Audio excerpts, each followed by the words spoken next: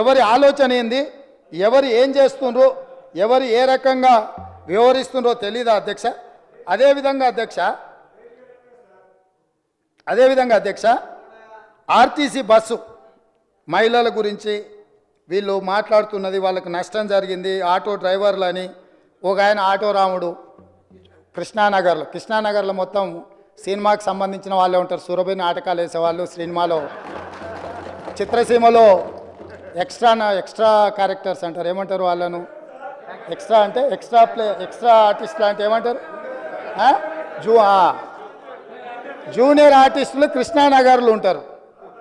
టీఆర్ఎస్లో ఒక junior artist ఆడేదో సమావేశానికి పోయిండంట, ఆడ ఆటో కనిపించిందంట, ఆటో ఎక్కి ఆటో రాముడు ఆఫీస్కి పోయిండంట.